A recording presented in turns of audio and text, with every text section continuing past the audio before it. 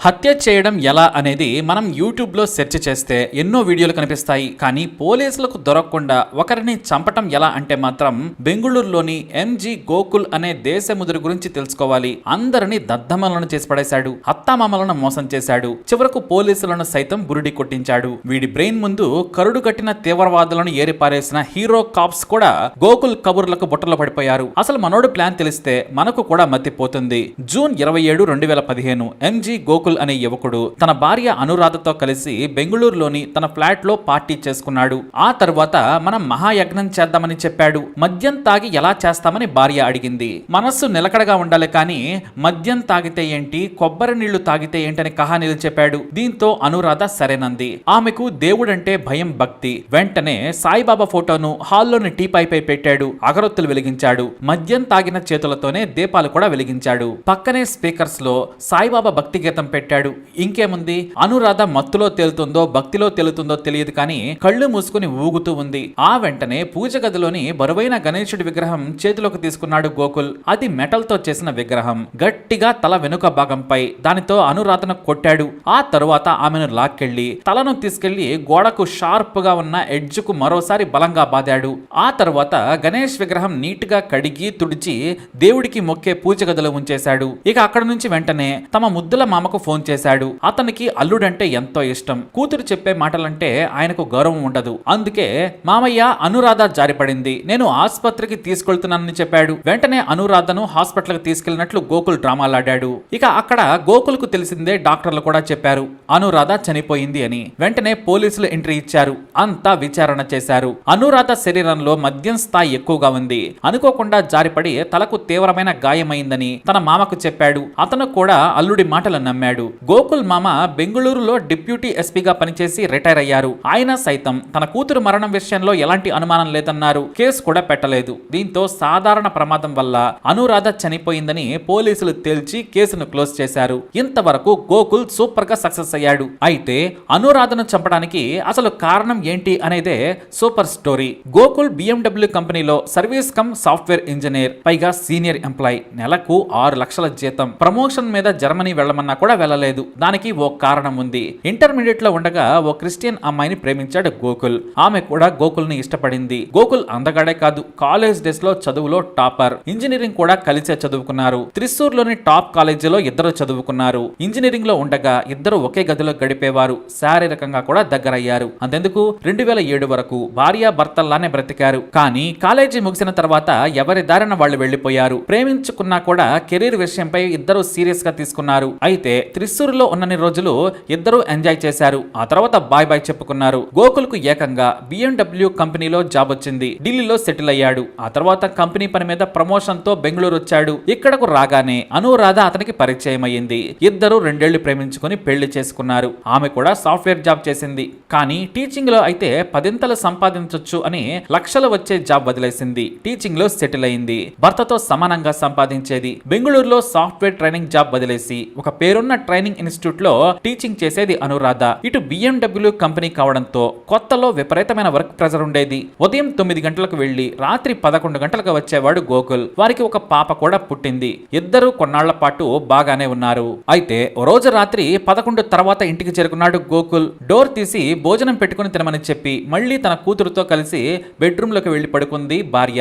ఇక భోజనం చేస్తూ సోఫాలో కూర్చొని టీవీ చూస్తూ ఉన్నాడు గోకుల్. అదే సమయంలో ఛార్జింగ్ పెట్టిన అనురాధ ఫోన్ కి వరుసగా ఫోన్లు వస్తూ ఉన్నాయి. లైట్ వెలుతురులో బ్రైట్ గా కనిపించడంతో ఏవోలే అని వదిలేశాడు. భోజనం ముగించుకుని వెళ్తూ ఉండగా ఫోన్ 100% ఛార్జ్ అయింది. ఛార్జింగ్ వైర్ తీయగానే మరో 2 మెసేజ్లున్నాయి. వాటిని ఓపెన్ చేయగా బూతులు కనిపించాయి. ఒక్కసారిగా తన భార్య ఎంత నీచురాలా అనుకున్నాడు. రేపు మల్లెపూలు పెట్టుకుని రా, కొత్త యాంగిల్ ట్రై చేద్దాం. రేపు క్లాస్ ముగియగానే హోటల్కే వెళ్ళిపోదాం. మధ్యాహ్నం శృంగారం తర్వాత సినిమా, ఈవినింగ్ మంచి హోటల్లో డిన్నర్. ఆ తర్వాత నిన్ను ఇంటి దగ్గర దించుతానని స్టూడెంట్ అనే పేరుతో ఉన్న నెంబర్ నుంచి మెసేజ్లు వచ్చాయి. వాటి నిండా బూతులే. వాటిని చూసి వెంటనే గోకుల్ కు కన్నీళ్లొచ్చాయి. రెండో ఆలోచన చేయకుండా విడాకులు ఇవ్వాలనుకున్నాడు. కానీ కూతురు మొహం కళ్ల ముందు కనిపించింది. ఆ మెసేజ్లను తన ఫోన్ తో ఫోటోలు తీసుకున్నాడు. కొన్ని సరిగా కనిపించలేదు. బూతు పదాలు కనిపించే వరకు ఫోటోలు తీసుకుని సేవ్ చేసుకున్నాడు. వాటిని తీసుకుని వెళ్లిపోయి ఆ మరునాడు అనురాధ తండ్రికి చూపించాడు. నేను ప్రాణంగా ప్రేమించాను, నీ కూతురు ఇలా చేస్తుంది, నన్నేం చేయమంటారు అని అడిగాడు. ఆయన రిటైర్డ్ పోలీస్ అధికారి కావడంతో అల్లుడికి సర్ది చెప్పారు. మెల్లిగా నేనే చెబుతాను, నువ్వేమీ అనకు, తెలియనట్లే ఉండు, నీకు తెలిసిందని తెలిస్తే గొడవలవుతాయని చెప్పాడు. మీరు నాకు తండ్రి లాంటి వారు మామయ్య, మీరు చెప్పినట్టే చేస్తానని పాదాభివందనం చేసి ఆశీర్వాదం తీసుకున్నాడు. తన మామయ్య ఇంట్లో ఉంటున్న కూతురుతో కాసేపు ఆడుకున్నాడు గోకుల్. తన వెంట వస్తానని మారాన్ చేసింది కూతురు. వీకెండ్ లో తీసుకెళ్తానన్నాడు గోకుల్. అతనికి కూతురు అంటే ప్రాణం. ఇక మరోసారి తన మామ దగ్గర బాధపడి తిరుగు ప్రయాణమయ్యాడు. గోకుల్ ను చూసి తన అల్లుడు దేవుడనుకున్నాడు అనురాధ తండ్రి. అయితే కొన్ని రోజుల తర్వాత తన భార్య ప్రియుడు ఎలా ఉన్నాడో తెలుసుకోవాలి అనుకున్నాడు గోకుల్. రోజంతా ఇన్స్టిట్యూట్ దగ్గర వెయిట్ చేశాడు. మధ్యాహ్నం 2 గంటలకు ఒక యువకుడితో కలిసి కిందకు వచ్చింది. తన కారులో కూర్చున్న అనురాధ డ్రైవింగ్ సీట్ ను తన లవర్కి ఇచ్చింది. అతను స్టూడెంట్, వయసు 22 ఏళ్లకు మించి ఉండదు. బైక్ పై వారిని ఫాలో అయ్యాడు. కారులో వస్తే గుర్తిస్తుందనే అనుమానంతో బైక్ లో ఫాలో అయ్యాడు. ఇద్దరు కూడా ఒక మధ్య తరహా మంచి హోటల్లోకి వెళ్లారు. మళ్లీ రాత్రి 9 గంటలకు హోటల్ గది నుంచి ఫ్రెష్ గా తయారై బయటకు వచ్చింది అనురాధ. కింద వరకు తన బాయ్ ఫ్రెండ్ తో రాగా తన కారులో ఇంటికి చేరుకుంది. ఆ రోజు ఆమె వచ్చిన పావు గంటకే ఇంటికి చేరుకున్నాడు గోకుల్. చాలా నార్మల్ గా ఉంది. ఏమీ తెలియనట్లే తన భర్తతో ఆ రోజు శృంగారంలో కూడా పాల్గొంది. తన భర్త అంటే ప్రాణం అన్నట్లుగా నటించింది. తనను దగ్గరకు రాణిస్తుందా లేదా అని టెస్ట్ చేశాడు. కానీ అనురాధ మాత్రం ప్రియుడితో ఎంజాయ్ చేసి వచ్చిన తనతో కూడా అంతే ఊపుతో బెడ్ పై ఉంది. గోకుల్ దాదాపు 6 నెలలు ఏమి చెయ్యాలా అని ఆలోచించాడు. తన మామతో ప్రతిరోజు మాట్లాడుతూనే ఉన్నాడు. విడాకులు తీసుకుంటానన్నాడు. కానీ ప్రాణానికి ప్రాణమైన కూతురు గుర్తొచ్చింది. దాని కారణంగా వెనక్కి తగ్గాడు. ఇంతలో బెంగుళూరుకు తన మాజీ ప్రియురాలు వచ్చింది. ఒక ప్రాజెక్ట్ కోసం తిరువనంతపురం సాఫ్ట్వేర్ కంపెనీలో ఉద్యోగం చేస్తున్న ఆమె హఠాత్తుగా బెంగుళూరు వచ్చింది. గోకుల్ కు ఫేస్బుక్ లో మెసేజ్ పెట్టింది. నేను బెంగుళూరు వచ్చాను, నీకు వీలైతే కలుస్తావా అని అడిగింది. అప్పటికే భార్యతో చిరాకులో ఉన్న గోకుల్ కు మాజీ ప్రియురాలి పిలుపు మళ్లీ ఉత్సాహాన్ని ఇచ్చింది. వెంటనే ఆమె ఉంటున్న హోటల్ కు వెళ్లాడు. అక్కడ ఇద్దరూ కాసేపు మాట్లాడుకున్నారు. కానీ గోకుల్ ఆమెతో శృంగారానికి తప్పించిపోయాడు. బలవంతంగా ఒప్పించి శారీరకంగా కలిశాడు. నా భర్త సాజు చాలా మంచివాడు, నేను మోసం చెయ్యను, నిన్ను ఫ్రెండ్ గానే పిలిచాను, నీకు పెళ్ళయింది, నాకు మంచి భర్త ఉన్నాడని ఆమె అడ్డు చెప్పింది. కానీ తన భార్య అక్రమ బంధం గురించి చెప్పి బాధపడ్డాడు. దీంతో ఆమె ఫ్లాట్ అయిపోయింది. వారం రోజుల పాటు బెంగళూరులో ఇద్దరు ఎంజాయ్ చేశారు. ఆ తరువాత తన ప్రియురాలు వెళ్లిపోయింది. అయితే ఆమె రాగానే తన భార్యను చంపాలనుకున్నాడు. అందుకోసం అనురాధను ట్రాప్ చేయాలనుకున్నాడు. భార్యను చంపి లవర్ తో సెటిల్ అవ్వాలనుకున్నాడు గోకుల్. అందుకు ఏం చెయ్యాలా అని భారీ ప్లాన్ వేశాడు. అది మరో కథ. అనురాధకు ఆధ్యాత్మికత ఎక్కువ. సాయిబాబా అంటే పిచ్చి, దేవుడి కోసం ఏమైనా చేస్తుంది.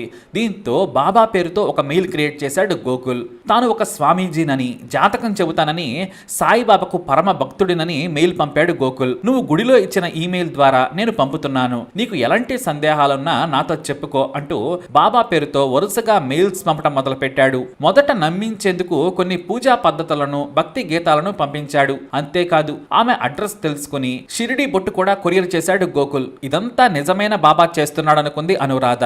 ఆ తర్వాత ఫోన్ నంబర్ అడిగింది అనురాధ. వద్దమ్మా, నేను భక్తులతో డైరెక్ట్ గా మాట్లాడను, నువ్వు ఏదో పాపం చేస్తున్నావు అనిపిస్తుంది, నాకు చెప్పుకో, ఆ పాపం నుంచి నీకు విముక్తి కల్పిస్తానని చెప్పాడు బాబా. అంటే ఇక్కడ బాబా పేరునతో గోకుల్ అన్నమాట.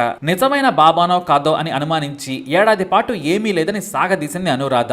అప్పటికే అనురాధ తన స్టూడెంట్ ప్రియుడితో 3 ఏళ్లుగా ఎంజాయ్ చేస్తోంది. భర్త దగ్గర ప్రేమను నటిస్తోంది. అలా మెయిల్ తో 3-4 ఏళ్లు గడిచాయి. చివరకు బాబా మెయిల్ ను నమ్మింది. తాను ఒక ప్రియుడితో తిరుగుతున్నాను, నా భర్త మంచివాడు, నన్ను ఏ రోజు అనుమానించలేదు, మా నాన్నే నన్ను 2-3 సార్లు పద్ధతి మార్చుకోమన్నాడు, నేనేం చేయాలి స్వామి అని మెయిల్ చాటింగ్ లో అడిగింది. ఇక చిక్కిందే ఛాన్స్ అనుకున్నాడు గోకుల్. ఏమీ లేదు, నువ్వు పాపం చేస్తున్నావు, దీనికి చిన్న యాగం చేస్తే సరిపోతుంది, మీ ఇద్దరి పాపాలకు నేను విముక్తి కల్పిస్తాను, కాకుంటే ఈ యాగం తర్వాత నువ్వు ప్రియుడిని మరిచిపోవాలని చెప్పాడు. నిజమైన బాబానే నాకు మంచి చెబుతున్నాడని గుడ్డిగా నమ్మేసింది అనురాధ. ఎందుకంటే 4 ఏళ్లుగా ఆ మెయిల్ తో కొన్ని వేల సార్లు చాటింగ్ చేసింది, పూజలు కూడా చేయించుకుంది. అవన్నీ గోకుల్ తన ఆఫీస్ నుంచి చేస్తున్నాడని పాపం ఆమెకు తెలియదు. గోకులే పూజా సామాగ్రి, ఫలహారాలు, దేవుడి ఫోటోలను వేరే వారి పేరుతో కొరియర్ చేసేవాడు. దీంతో నమ్మింది. ఇక చివరిగా నువ్వు నీ ప్రియుడితో నగ్నంగా ఉన్న ఫోటో పంపు, దానిని హోమగుండంలో వేసి కాల్ చేస్తాను, ఆ తర్వాత నువ్వు నీ భర్తతో బుద్ధిగా ఉండు, నీకు అంతా మంచి జరుగుతుంది, కలలో కూడా పరాయి పురుషుడి గురించి ఆలోచించొద్దని చెప్పాడు.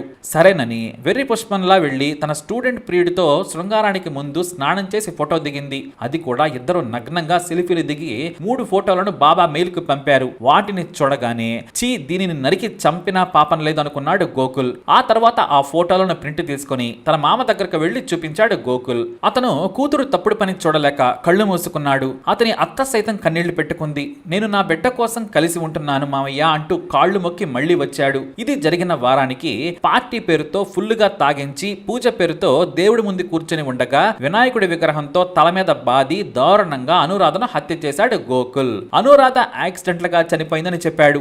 ఆమెకు పూజల పిచ్చి ఉందని ఫోటోలతో నమ్మించాడు. ఇక విచారణ అవసరం లేదని స్వయంగా పోలీసులకు అనురాధ తండ్రి చెప్పాడు. ఎందుకంటే వారిని కూడా కన్న కూతురి ఫోటోలతో ఎప్పుడో ట్రాప్ చేసేశాడు. అతను సీనియర్ రిటైర్డ్ పోలీస్ ఆఫీసర్ కావడంతో అంతా సరేనని కేసు క్లోజ్ చేసేశారు. అయితే ఇంతవరకు బాగానే ఉంది.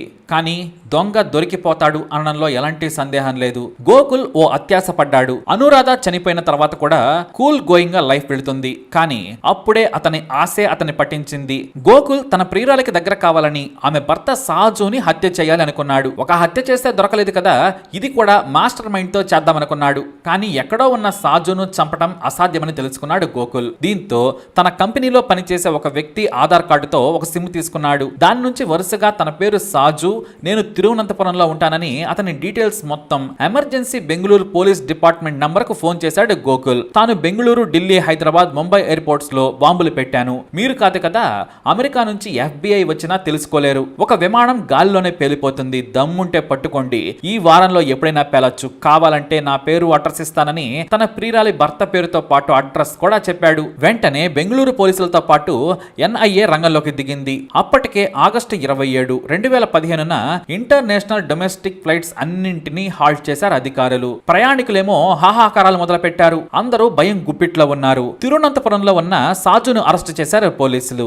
NIA సాజును తీవ్రంగా చితక్కొట్టింది. తనకు ఏ పాపం తెలియదని అధికారుల కాళ్ళ మీద పడ్డాడు. అయినా సరే వదల్లేదు. ఎందుకంటే అది టెర్రరిస్ట్ కాల్ కావడంతో అలర్ట్ అయ్యారు. తీరా తన్నులు తిన్న తర్వాత సాజు భార్యతో పాటు ఇతర ఎంప్లాయీస్ ను కూడా విచారించారు NIA అధికారులు. అతని ఫోన్ సహా ల్యాప్టాప్ ను స్వాధీనం చేసుకోగా ఏమీ లేదని తేలింది. మరునాడు ఉదయానికి అది నకిలీ కాలని గుర్తించారు పోలీసులు. వెంటనే అంతర్జాతీయ విమానాలన్నింటికి కూడా అనుమతిచ్చారు. అయితే ఆ కాల్ ఎవరు చేశారనేది పోలీసులు గుర్తించేశారు. ఆ సిమ్ కార్డ్ ను ఏ షాప్ నుంచి వచ్చిందో తెలుసుకోగా ఓ చోట సీసీ కెమెరాల్లో గోకుల్ దొరికాడు. అతన్ని చితక్ కొడితే మొదటి భార్య హత్య నుంచి అతి తెలివితో సాజును జైలుకు పంపుదామని చేసిన ఫ్రాడ్ కాల్ వరకు చెప్పాడు. తన ప్రియురాలి భర్తను తొలగించుకునేందుకు ఆవేశంలో ఆలోచన వదిలేసి చీప్ గా దొరికిపోయాడు. భార్యను చంపేందుకు 5 ఏళ్లు వెయిట్ చేశాడు. కానీ ప్రియురాలి కోసం మాత్రం సంవత్సరం కూడా ఆగలేకపోయాడు. NIA సాజును గుడ్డిగా ఎన్కౌంటర్ చేస్తుందిలే అనుకున్నాడు పాపం. కానీ అతి తెలివే హంతకుడిని పట్టించింది. మరి ఎంత తప్పు చేసి తెలివిగా తప్పించుకున్నా తప్పు చేసిన వాడు మళ్ళీ తప్పు చేస్తాడు, ఖచ్చితంగా దొరుకుతాడు. ఇది గోకుల్ కేసులో ప్రూవ్ అయింది. మరి ఈ స్టోరీపై మీ అభిప్రాయాన్ని కమెంట్ ద్వారా తెలియజేయండి. అలాగే ఇలాంటి ఇన్ఫర్మేషన్ కోసం వీడియోని లైక్ చేయండి, షేర్ చేయండి, మా ఛానల్ ని సబ్స్క్రైబ్ చేసుకోండి.